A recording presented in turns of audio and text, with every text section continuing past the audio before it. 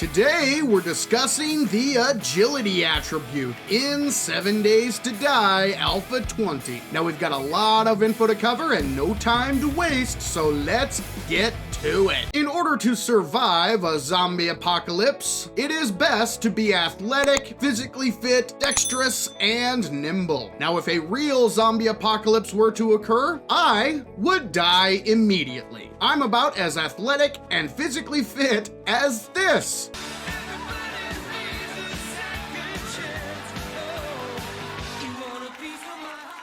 Now, to be honest, I just wanted an excuse to play a Farley clip. This guy was absolutely hilarious. R.I.P. big guy. But let's get back to the topic at hand. While my athleticism may be a bit lacking in real life, that doesn't really matter in 7 Days to Die, because this game has an attribute dedicated to athleticism. And of course, I'm talking about the agility attribute. So let's take a closer look at agility and everything this attribute has to offer. And let's start off with the attribute itself. Agility is the measure of your athletic prowess. As with the other attributes in 7 Days to Die, agility has a total of 10 levels, and if you max this bad boy out, you will deal 300% headshot damage and have a 50% chance to dismember with bows, handguns, and knives. By increasing your level in agility, you also unlock the ability to buy perks. And these perks have been separated into 3 different categories. We have our combat perks, our athletics perks, and our stealth perks. So let's jump right into the perks offered by the agility attribute and start with the combat perks. The first combat perk is archery. Master the use of bows and crossbows. Salve be nimble, salve be quick, shoot the zombie jerks with your pointy sticks. The archery perk governs your bow and crossbow weapons, such as the primitive bow,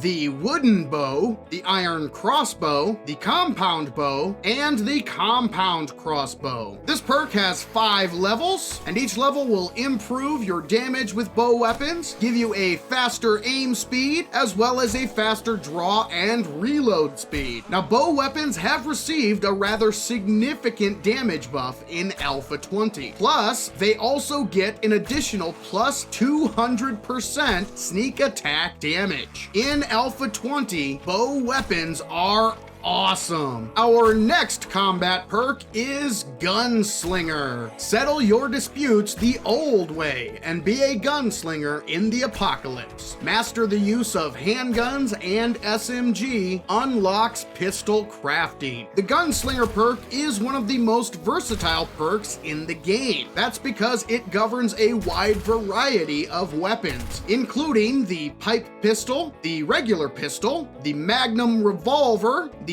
SMG, and the Desert Vulture. There are 5 levels of the Gunslinger perk, and if you max this bad boy out, you'll be dealing 50% more damage, have a 25% faster fire rate, and a 30% faster reload speed. You also gain access to the critical damage bonus. 3 successive hits in a short time cause the last shot to do double damage. In 7 Days to Die, 9mm ammo is plentiful. You will definitely find much more 9mm while looting than any other ammo type. And the availability of that ammo really increases the usefulness of the Gunslinger perk. And if you're looking to deal a lot of damage, the 44 weapons really pack a punch. Do not ignore the Gunslinger perk. Let's move on to our final combat perk.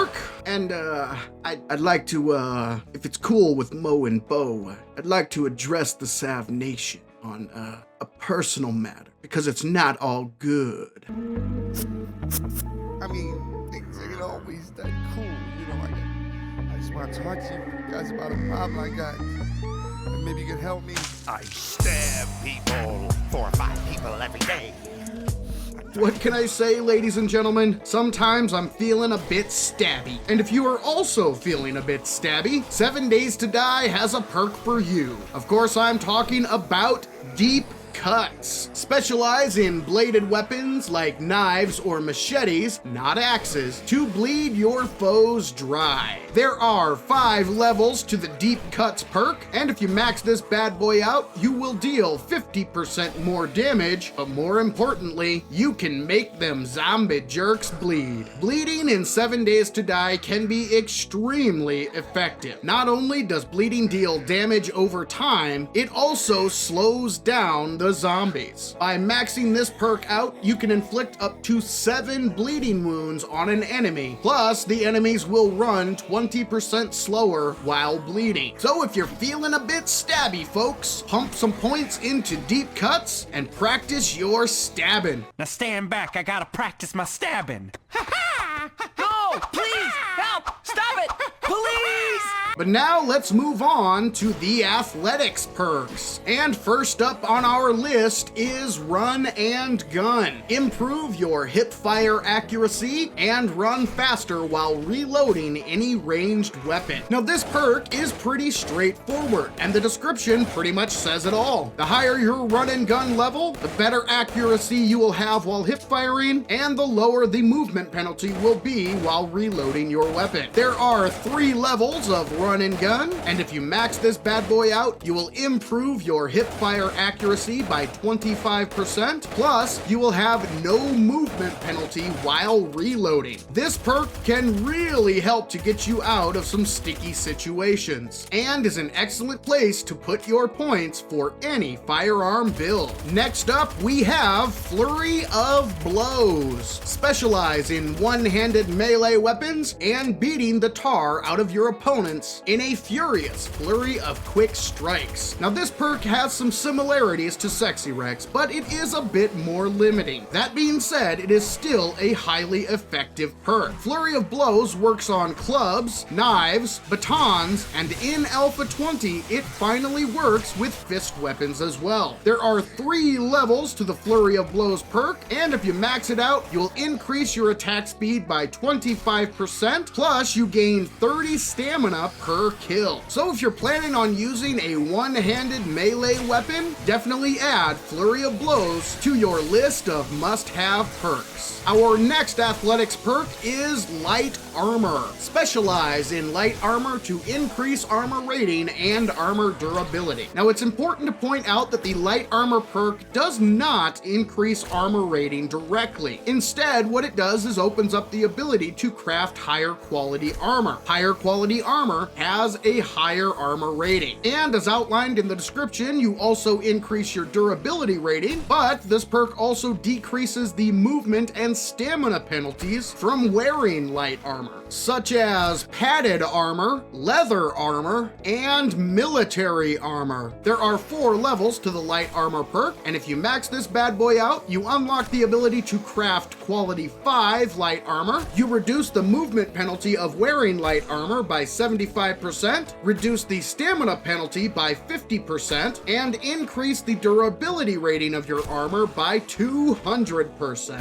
But now let's move on to the last athletics perk. And this perk is perhaps one of the most underrated perks in 7 Days to Die. And it is one of my personal favorites. Of course, I am talking about Parkour. Specialize in acrobatically getting anywhere you want to go, no matter how far up or far down that may be. This perk allows you to jump higher, fall farther, and use less stamina while doing so. There are 4 levels in the Parkour perk, and if you max this bad boy out, you will reduce the stamina cost of jumping by 40%, you will be able to jump 2 meters higher, and you can increase your safe fall distance by 5 meters. Now it's important to point out that you still can take fall damage, even if your parkour is maxed. This perk just increases the distance that you can safely fall. But perhaps one of the best parts of maxing out parkour is that you will never break or sprain your leg from falling. Let's be honest, ladies and gentlemen, broken or sprained legs suck.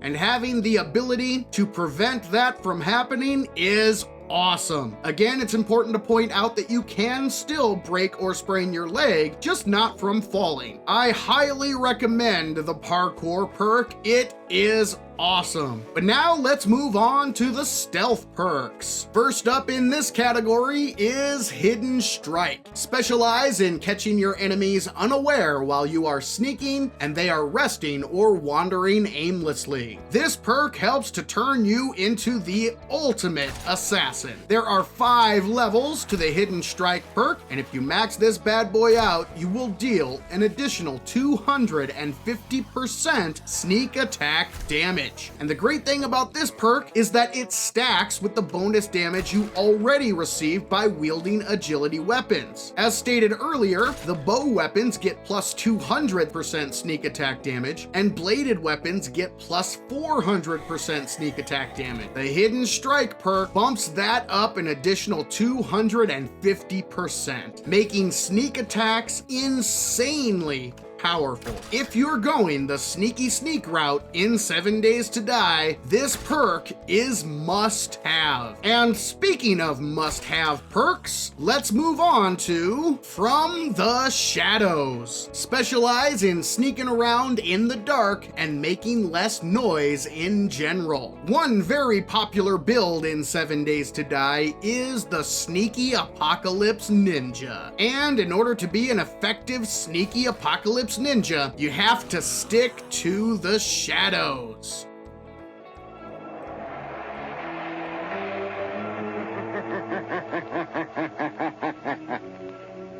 Who knows what evil lurks in the hearts of men? The shadow knows.